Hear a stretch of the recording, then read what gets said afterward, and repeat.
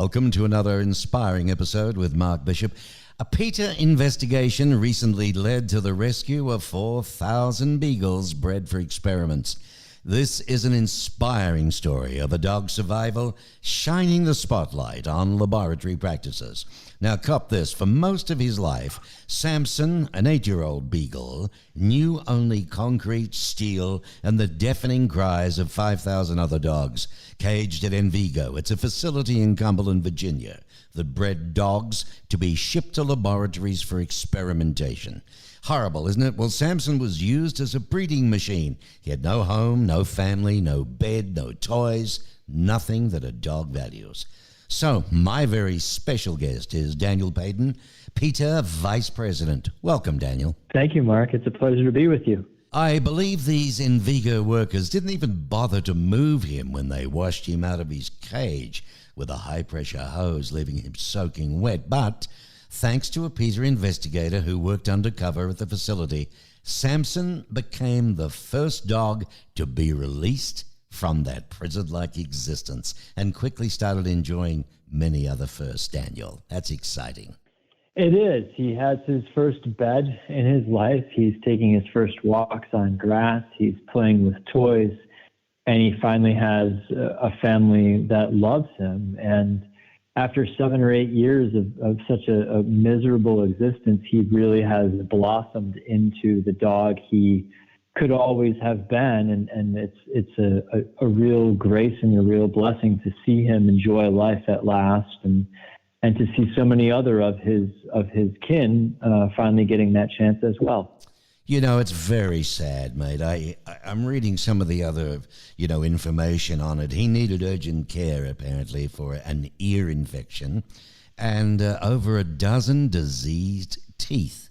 Is that right? Yes, he ended up having an ear infection in both of his ears. He had a urinary infection, and when we finally got him in to see a canine dentist, he had to have 20 teeth pulled. So he's lost half of his teeth, and that's an indication of the sort of neglect that he was exposed to at that facility. They just didn't tend to the most basic needs of these animals, whether we're talking the physical needs or, their behavioral and emotional needs. But he is healing physically and emotionally, and he's getting to be a dog at last. Yeah, that's great to hear. I mean, I believe he even woke up barking from vivid dreams. But it's nice to hear, isn't it, folks, that he's healing physically and emotionally, while good old Samson, he's finally enjoying to be a dog. Well, I'm so pleased to report that, folks. I mean, PETA's groundbreaking investigation exposed neglect, suffering, and death at Envigo's massive breeding facility. And this led to the Department of Justice, the DOJ, seizing nearly 450 dogs and puppies in acute distress. Why did PETA begin investigating the Envigo breeding facility where Samson was held? Tell us why, Daniel. Well, in 2017, the U.S. Department of Agriculture, or USDA, released an inspection report from the facility, and they described severely sick, obviously injured dogs who had been denied veterinary care at this factory. They found dogs who were held in dilapidated, ramshackle cages and kennels, where feces and urine was dripping from the upper level enclosures into the lower level enclosures. Other kennels had inches of feces built up in them, among other horrors. And so we wanted to take a look for ourselves at the facility and lay eyes on the place. Absolutely horrible. I mean, apparently officials found dozens of violations of animal welfare laws.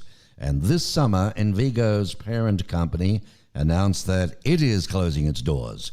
And the remaining 4,000 dogs, like Samson, well, they're now being adopted into homes. And Daniel has, how common is the practice? Let me ask you that, Daniel. How common is the practice of breeding dogs for laboratory experiments? It's shockingly common. It's a part of American life that few of us are really familiar with or aware of. And so we have these 4,000 dogs being spread across the U.S., and we have great people opening up their homes and their hearts to those animals. And meanwhile, there's about 65,000 other dogs right now, every day, being held in labs for experimental purposes in the U.S. And then we have tens of thousands more who are at facilities similar to Envigo across the U.S., who are being bred and kept solely to be sold for experiments. And of course, as dogs like Samson show, these animals are no different from the dogs who share our homes with us. They've just been dealt the difficult card in life to be, bred and born into one of these mills rather than a loving family. Well, let's talk about, so we understand, what kind of experiments are dogs used in? Generally speaking, they are typically used in experimental surgeries. They're frequently used in cardiac physiology experiments in which they're essentially strapped to a treadmill and made to run. Samson was put through that. Sometimes they are bred to suffer and ultimately die from debilitating conditions like the canine parallel to muscular dystrophy. And they're also quite commonly force-fed pharmaceutical compounds and industrial chemicals. And all of these experiments are quite often very painful, and in nearly all cases, they are deadly to the dogs. It's hard to believe. When did federal investigators and the DOJ get involved? And what was it, what violations did they find? The USDA got involved back in October 2021 after we took our investigators' sworn statement and video and photographs to them. They started going in and inspecting the facility that month. They've done so several times since. They've written out citations for a total of 48 violations of law, for more dogs denied veterinary care, for puppies who died after falling into drains, and more. And so the DOJ got involved, took the initiative really in May. They obtained a search warrant. They executed that and seized those 450 dogs in acute distress you mentioned earlier. And that's what prompted really the federal lawsuit that ultimately has led to the company saying it's going to close its doors at this facility and these 4,000 animals being released for adoption into homes. Right, 4,000 beagles. So let me ask you this, Daniel, just how precedent-setting is this case?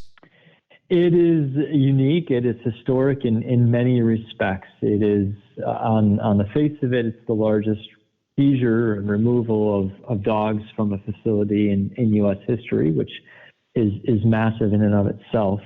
It's also the first time that the DOJ has gone to a federal court against a company of this nature in terms of size and wealth, and in terms of the role it plays in the animal industry, and held it accountable. And so it really bodes well, I think, for other animals in the U.S. who are trapped in similar facilities, who might be suffering in violation of law. Mm-hmm. And it gives them, I think, hope to get relief from that suffering and to hopefully one day, find homes. Well, so there you have it, folks. PETA's undercover investigation broke open abuse and neglect at the breeding mill and led to the closure and rescue of the dogs. Just the first step in why all companies that supply animals to laboratories must be shut down. Daniel, are there other companies like Envigo before we go?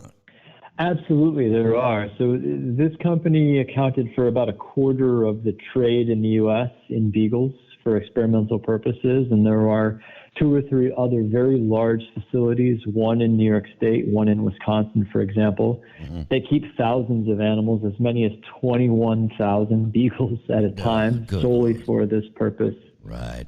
Yeah. Right. So there are companies doing. Well, we've got to get onto those next. Get those shut down too, mate. You do a wonderful job. Listeners, help stop cruel experiments on doggies, okay? Just go to PETA, www.peta.org, PETA.org, and you can really help from there. And my special guest, Vice President Daniel Paden from PETA. Thank you, mate, and thank you for the wonderful work you do. Thank you, Mark. It's a pleasure. Goodbye.